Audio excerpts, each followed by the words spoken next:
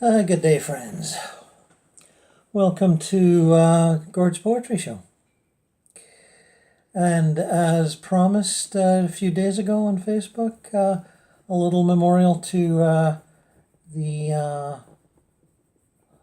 recently passed and fondly remembered by many poet Joe Rosenblatt. His new book appeared shortly after his passing. At least it appeared to me, not in a vision, more in a practical sense. It was on a shelf, and I walked by, and there it was, in all its glory. Bite me. Published by Porcupine's Quill very recently. Joe Rosenblatt began writing poetry in the early 1960s. His first book, The LSD Leacock, try and find a copy of that, was published in 1966. Since then, he has written more than 20 books of poetry and several autobiographical works. His poems have appeared in more than 30 anthologies.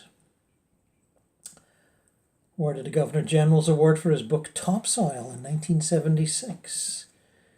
And in 1986, a book of selected poems, Poetry Hotel, received the BC Book Prize for Poetry.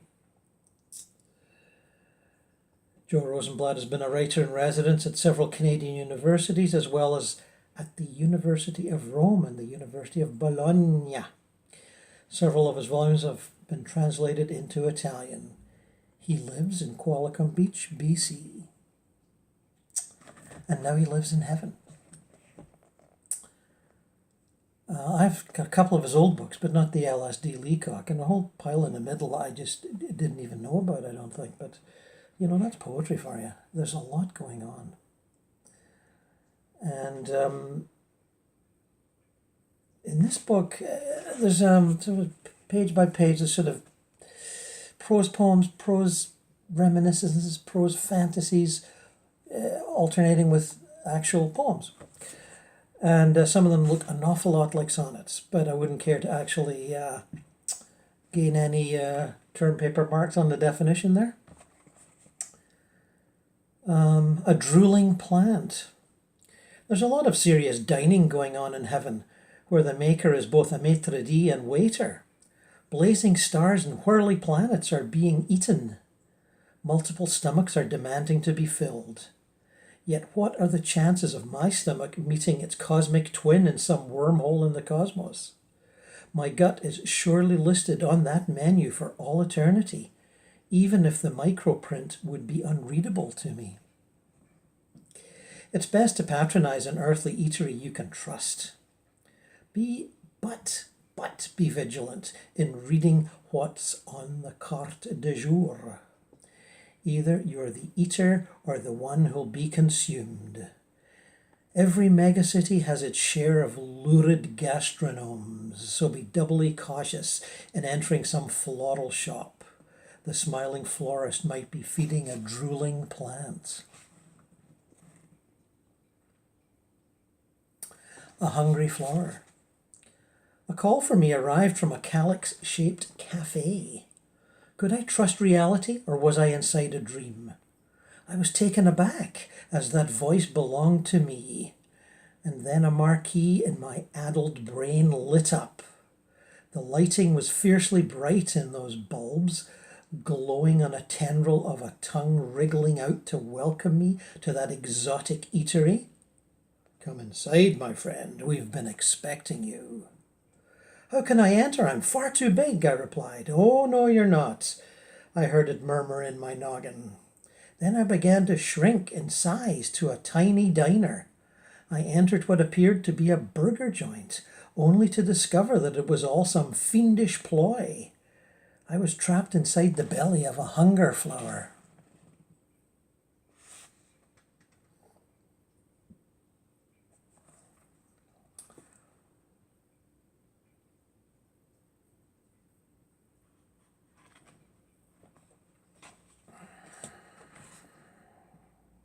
A splendid winter coat. There's sadness in me that won't go away. It has the restless nature of a savage beast. I try ignoring it, but still it haunts my head. It wanders here and there like a hungry cat, moving stealthily in its search for prey. Suddenly I see a lapping tongue and fangs, and my mind is slowly filling up with drool. Yet it's strange. I'm the one who's drooling. I'll let the ink slowly seep out of my despair. Somehow I'll elude this hungry predator who's bent on eating me, a nibble at a time. A bioluminescence flickers in a crafty brain, while curling up at the spot where it naps, that wily devil grows a splendid winter coat.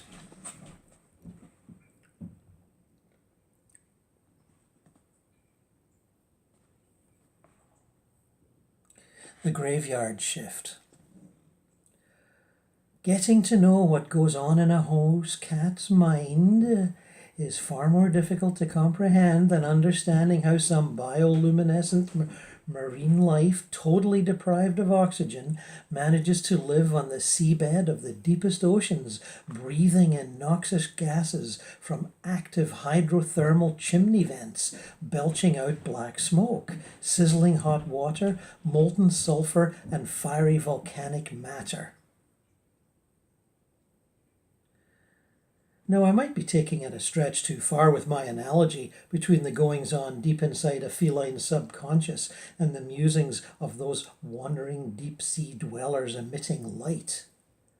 I believe that it would take something in the nature of an exploratory bathysphere with a powerful searchlight to beam in on the source of a tabby's opaque psyche in the murky depths of a feline's inner world, while he or she is taking a midday nap on the rug.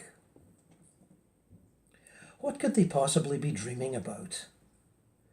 Is it something of a misnomer to call a cat a completely domestic animal, since the opposite is true when they work the graveyard shift? Our furry friends often disappear at night to hunt for prey. That abomination. There is no denying that cats prey on birds, but they also deserve our gratitude as mousers and rat killers. I'm not about to give the cat-fearing crowd ammunition. Now, I happen to like birds. As a visual artist, I've drawn them peacefully coexisting with cats in some utopian setting, but I ask myself, shouldn't those cat loathers bearing down on a flank of expensive sirloin steak ask themselves if they have ever given a thought to what goes on in an abattoir where cattle by the millions are corralled and slaughtered? Fellow bipeds, you who are fearful of the feline tribe, look again on your dinner plate and heed my request to push aside the meat in front of you. Show your disgust. Follow the example of a cat turning up its nose at a salad platter of mixed vegetables, walking away with a look of absolute revulsion at being offered that abomination. I had a beet burger last night, and it looked like squished up beets, let me tell you.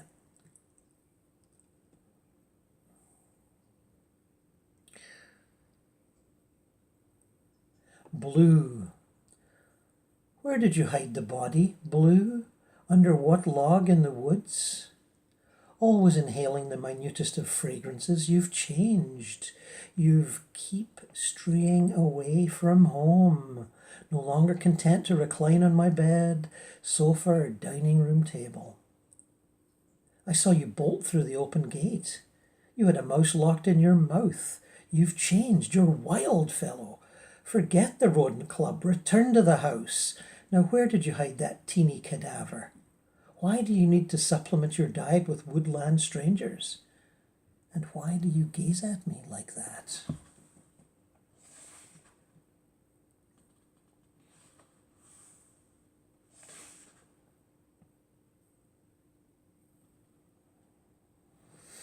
A cat named Zooey.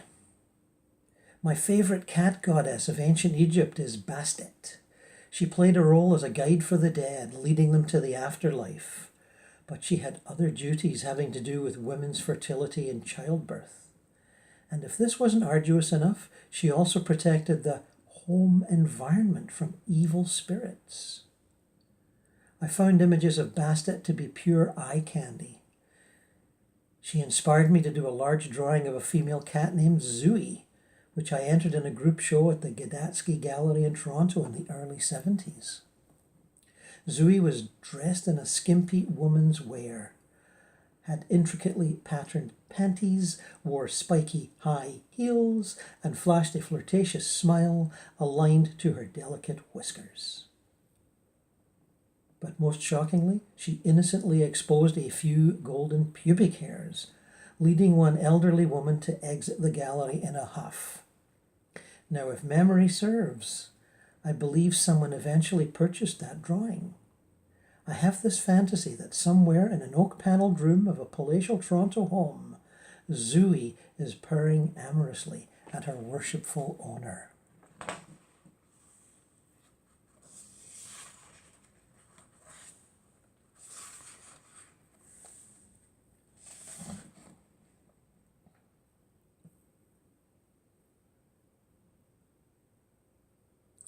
His flaming bullet. From out of the darkness we are fondly caressed by bewhiskered apparitions purring in the night. Fate wears such a friendly face in the moonlight. Its dusky paw of destiny is reaching out for me. As I become a tiny mouse waiting to be clawed, torn apart and shredded to become a tasty meal.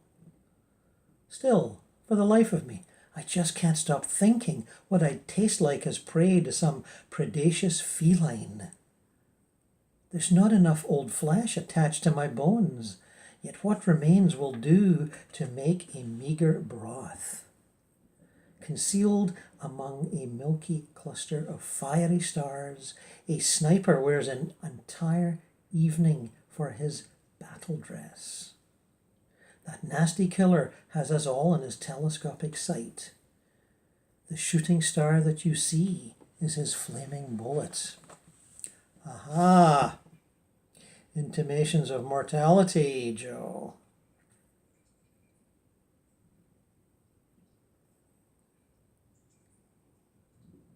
The purring earth begins to move.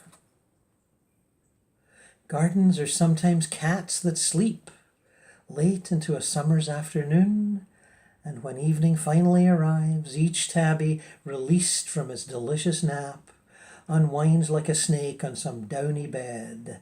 Rising like famished spectres, they inhale swarms of dancing dragonflies. Pulsing through a night that wears only itself for funereal clothes, my frightened soul, a woodland moth, flutters across some familiar agate eyes. And then the purring earth begins to move, extending a gentle paw for me to rest, while my eyelids close upon each wing. Ah, that was lovely.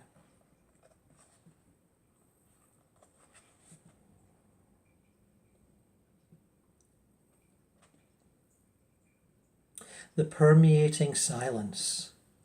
Reader, come fly with me over the volcanic cauldron. The flowing magma of the Psyche is bubbling away. Now, hold on tight to my plumy coat as we soar above those lingering puffs of smoky, acrid clouds. Again I find that I'm alone and talking to myself in the process. I've awoken my slumbering muse. Perhaps it's best for readers who absorb my musings to stay safely on the ground when viewing my ascent. The octogenarian in the Birdman is cognitively wired, although he's immersed in flights of fantasy, in flying towards that all-devouring event horizon. But mercifully poetry's gravitational pull hauls his body back to earth. I seem to have made a friend of the permeating silence. It is as though my entire skull has become a granite script. Crypt. The script of the crypt. Excuse me, Joe. The silent aperture of oblivion. Still fast asleep, tucked into an egg-shaped dream, a distant voice slowly seeped into my weary brain. Time to wake up, it whispered. And it was strange, for that voice was familiar. It belonged to me. Startled, I awoke, befuddled as to where I could be. My plumage revved, releasing an electrical charge. All my feathers were ruffled and jumbled together. It was as though my soul had suddenly taken flight, having foreseen my demise. Yet I was still alive, dwelling in this fabulous penthouse of a gilded nest, erected high above some drifting pale clouds, ambling like caterpillars across a faint blue sky. Yet what I saw was a cumuli of passing memories, wandering towards the silent aperture of oblivion.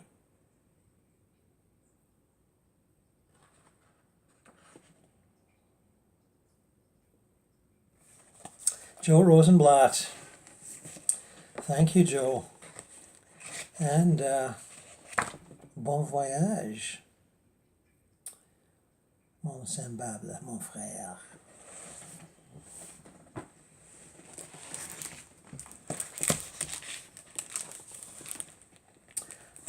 I wanted to, combine Joe with some other fine poetry.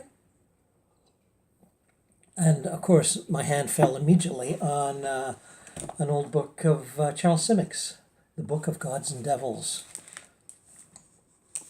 I find that he comes up in conversation a lot, Charles Simic. You talk to other poets, and within 10 minutes, somebody mentions his name. It's quite remarkable. And sometimes it's me. Weather of the Soul. It's raining, it's pouring, and your heart is very sad. But you're not about to confess it. Enough rain to make the river overflow. The nuns at the hospital to load their mad patients in a big rowboat. If it eases a little, send the boy next door for beer. Let him bring cigars, too, under your big black umbrella. His mother is beautiful when she smiles, but she rarely does, even when she breastfeeds the baby. You can't say wild desire, and it's silly to say, I've been spooked by the way she thinks with her eyes.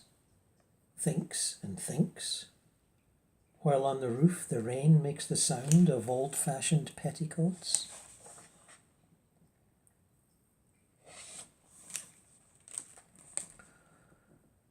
Whose eyes to catch, whose eyes to avoid. She has just walked by, the one who will deign to sit at the reading of my sentence with a young babe in her arms. It is the child's father they'll be watching. Adjust the noose around my neck. They'll know him by his uncommonly large hands, despite the black hood. Today she carries only her purse, and was coatless even with the weather so cold. Bare-legged and in such a short skirt, as she threw me a passing glance. And the huge hands of her husband near her, which I examined closely for drops of blood, but found them instead to be spotless, with many small blonde hairs the sunlight has turned gold. The world. As if I were a big old shade tree on the side street with a small cafe. Neon beer sign with the word cold shining in it. Summer dusk. The solitary customer, who looks like my father, is bent over a book with small print, oblivious of the young waiter who is about to serve him a cup of black coffee. I have an incalculable number of leaves, not one of which is moving. It's because we are enchanted, I think. We don't have a care in the world.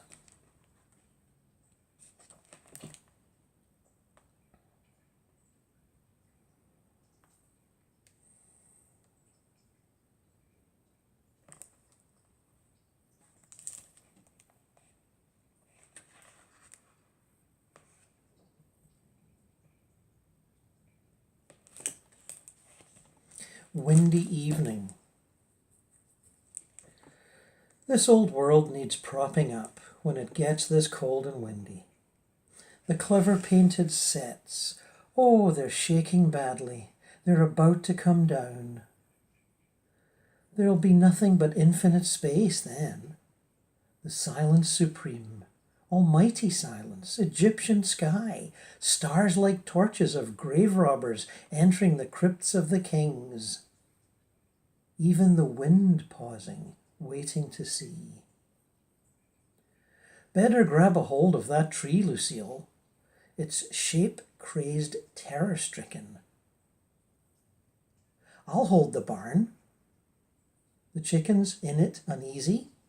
Smart chickens. Rickety world.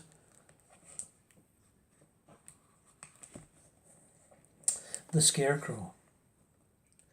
Well, God's refuted, but the devil's not.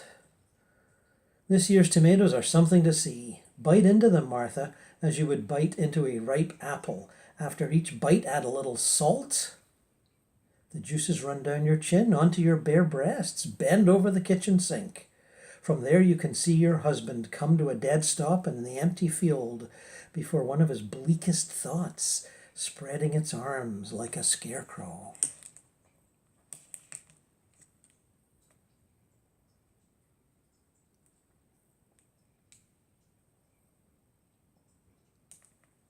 The whale. That's W-A-I-L, the whale. As if there were nothing to live for. As if there were nothing. In the fading light, our mother sat sewing with her head bowed. Did her hand tremble? By the first faint hint of night coming, how all lay still, except for the memory of that voice, him whom the wild life hurried away, long stretches of silence in between, clock talking to a clock, dogs lying on their paws with ears cocked, you and me afraid to breathe. Finally she went to peek. Someone covered with a newspaper on the sidewalk. Otherwise no one about. The street empty. The sky full of gypsy clouds.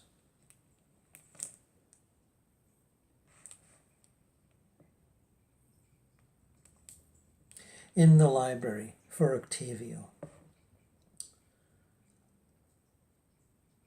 There's a book called A Dictionary of Angels. Yes. No one has opened it in 50 years. I know because when I did, the covers creaked, the pages crumbled. There I discovered the angels were once as plentiful as species of flies. The sky at dusk used to be thick with them. You had to wave both arms just to keep them away. Now the sun is shining through the tall windows. The library is a quiet place. Angels and gods huddled in dark, unopened books. The great secret lies on some shelf Miss Jones passes every day on her rounds. She's very tall, so she keeps her head tipped as if listening. The books are whispering. I hear nothing, but she does.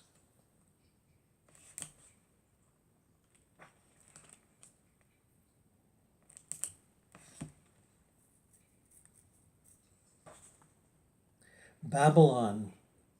Every time I prayed, the universe got bigger and I got smaller. My wife almost stepped on me. I saw her huge legs rise to dizzying heights. The hair between them glistened like a god's beard. She looked Babylonian. I'm getting smaller every minute, I yelled.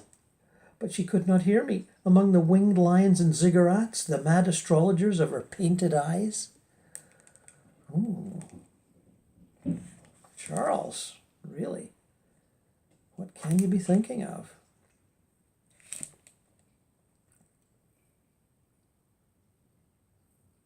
Cabbage. She was about to chop the head in half, but I made her reconsider by telling her, cabbage symbolizes mysterious love. Or so said one Charles Fourier, who said many other strange and wonderful things, so that people called him mad behind his back.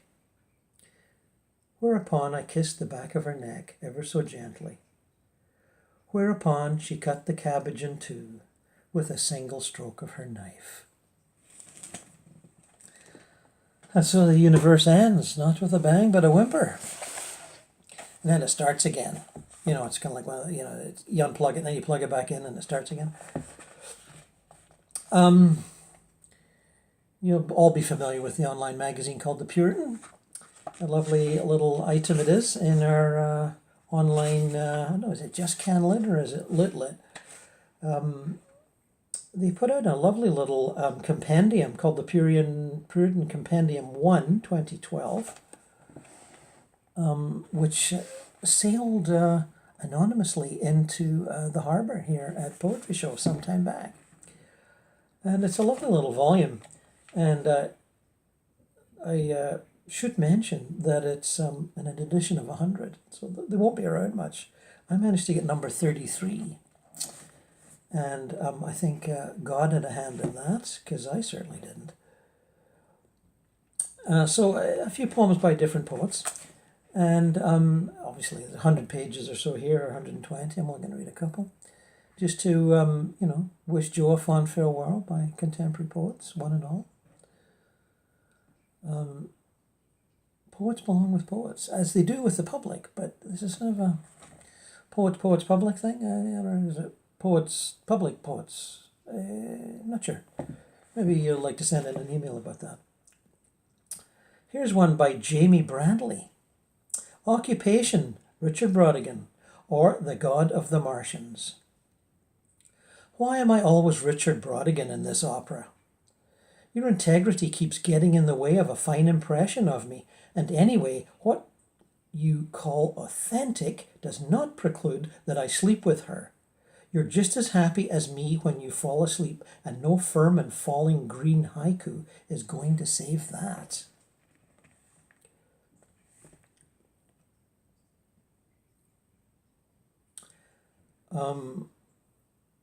Sachiko Murakami. Crow is the title of this poem. I threw out that poem about the crows in the industrial park. I was wrong about crows. They aren't metaphors for anything. It's not just their multiplicity that's scary, though. I just wrote crow to contain the flock. Maybe Hitchcock was reading Du Maurier in bed with a handkerchief tucked into his undershirt to catch crumbs when he felt his fear too. In fact, he was wearing a crow suit. He was flapping around madly, trying to get into the mind of a crow, so the crows in his mind could vacate. He shot crows and then held funerals his dinner guests were obliged to attend. He carried a black quill to sign checks. When he sat for a self-portrait, a crow was drawn. No, that's not it. I drove around at sunset in an industrial park where all the city's Hitchcocks had come to roost. A murder of Hitchcocks flapped their handkerchiefs and threw breadcrumbs at me. I hit the gas and drove back to town, not because I was scared, but because the sun was falling fast and it was shiny.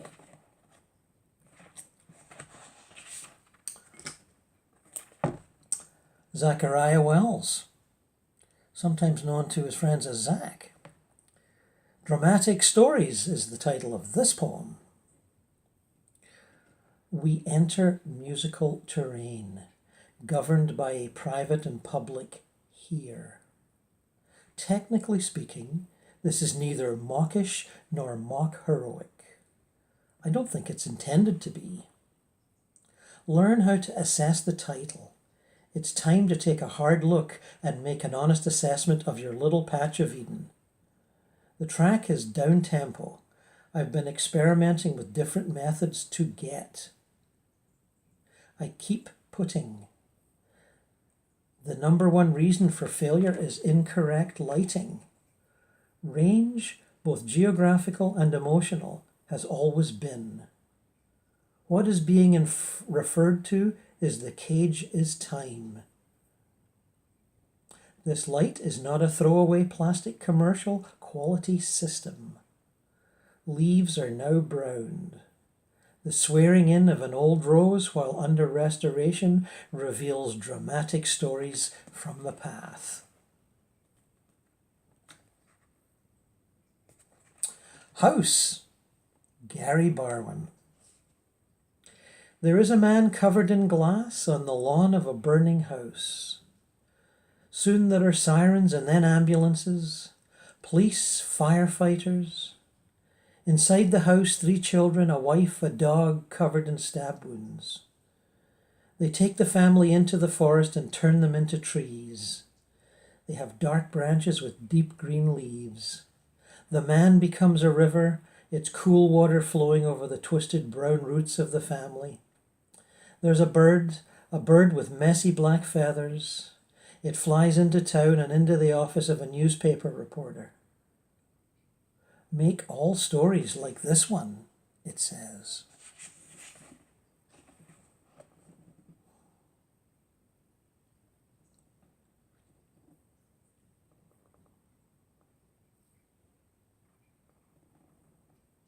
Reading Fanny Howe by Nicholas Lee.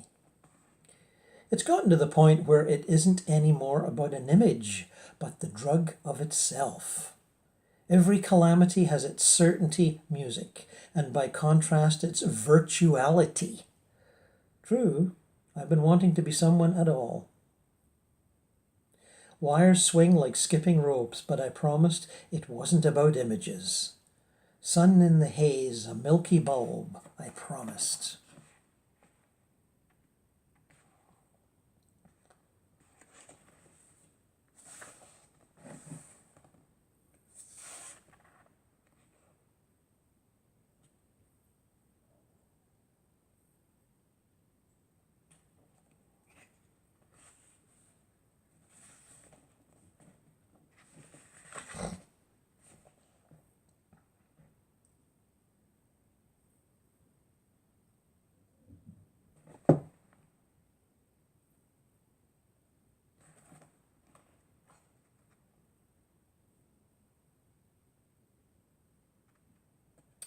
Notes towards something nearly allegorical. Suzannah Showler. The ground, clay heavy, follows you across the field because you carry it. Caught in your tread, grey and mottled with the aftermath of a hobby harvest. The stalks of sunflowers mummified, light as bird bones. You arrive at the back of the property, your feet scraping equine on the unmowed grass behind the house. There is the house again in miniature and stone, and you go inside. Sitting in the center of a room, shrine turned and freshly so, you reach into the viscera of a dust green duffel, passing your hands over. When you leave, you'll pull yourself out of the valley to the tune of a few hours' hitchhike, moving at an odd digited limp, carried onward by the skin of your thumbs. Once again, when you leave, you'll pull yourself out of the valley to the tune of a few hours' hitchhike, moving at an odd digited limp, carried onward by the skin of your thumbs.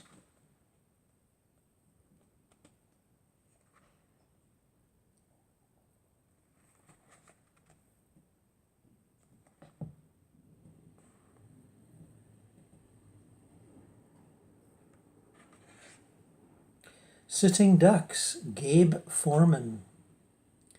There will be tribulations.